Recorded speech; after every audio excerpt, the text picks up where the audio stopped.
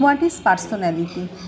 ব্যক্তিত্ব কী এবং ব্যক্তিত্বের বর্ণনা দাও এবং ব্যক্তিত্বের কতগুলো বৈশিষ্ট্য আলোচনা করো। ব্যক্তিত্ব হলো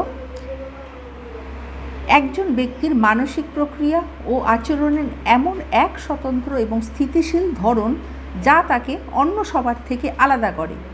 এই ব্যক্তিত্ব গঠিত হয় কিছু চারিত্রিক বৈশিষ্ট্য, চিন্তা, অনুভূতি এবং আচরণের সমষ্টিতে, যা পরিবেশের সঙ্গে ব্যক্তির উপযোজন নির্ধারণ করে। সুতরাং পরিষ্কার বোঝা যাচ্ছে প্রত্যেকের থেকে প্রত্যেকের ব্যক্তিত্ব আলাদা এবং তার একটা নিজস্ব চারিত্রিক বৈশিষ্ট্য রয়েছে এবং বিভিন্ন মনোবিজ্ঞানী বিভিন্নভাবে ব্যক্তিত্বকে সংজ্ঞায়িত করেছেন। যেমন গর্ডন অলপোর্ট তিনি বলেছেন, ব্যক্তিত্ব হলো ব্যক্তির মনোদৈহিক সিস্টেমের এক গতিময় সংগঠন যা পরিবেশের সাথে তার উপযুক্ত উপযোজন নির্ধারণ করে। হিলগার্ড আবার তিনি বলছেন, ব্যক্তিত্ব হলো আচরণের বৈশিষ্ট্যময় ধরন ও চিন্তার ধরন যা পরিবেশের সাথে একজন ব্যক্তির উপযোজন নির্ধারণ করে।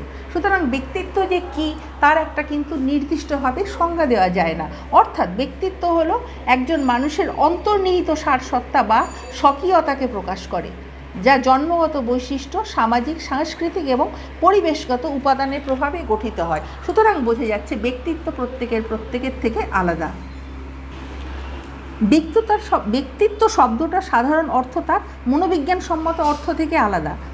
সাধারণত ব্যক্তিত্ব বলতে আমরা কোনো ব্যক্তির মধ্যে এমন একটা স্বতন্ত্র এবং অসাধারণ বৈশিষ্ট্য বা গুণের কথা চিন্তা করি যা অপর ব্যক্তির থেকে তার চিন্তাটা আলাদা এবং দেখা যায় যে সেই বৈশিষ্ট্য বা গুণটি বর্তমান থাকার জন্য সে অন্যান্য ব্যক্তির থেকে পৃথক।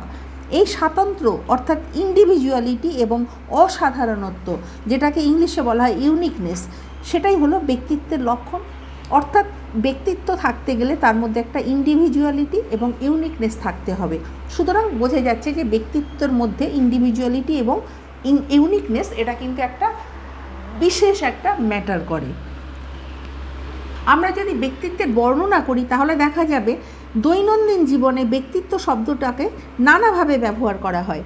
যে ব্যক্তি তার কথাবার্তায়, চালচলনে বা আচার ব্যবহারে অপরের মনের উপর একটা ছাপ রেখে যায়, সেই ব্যক্তির ব্যক্তিত্ব আছে বলে আমরা ধরে নিই। অর্থাৎ ইংরেজি পার্সোনালিটি শব্দটা এসেছে গ্রিক শব্দ পার্সোনা থেকে, যার অর্থ হলো মুখোশ। প্রাচীন গ্রিসে যখন রূপসজ্জা তেমন কোনো উন্নতি করেনি, তখন অভিনেতারা দর্শকের কাছে নিজেদের চরিত্রটার পরিচয় জানাবার জন্য বিশেষ ধরনের মুখোশ পরত। সে হিসেবে পার্সোনালিটির অর্থ হলো ব্যক্তি যেভাবে নিজেকে অপরের নিকট জানায় তাই। সুতরাং বোঝা যাচ্ছে আমি যদি আমার পার্সোনালিটি জানাতে চাই তাহলে কিন্তু আমাকে অপরের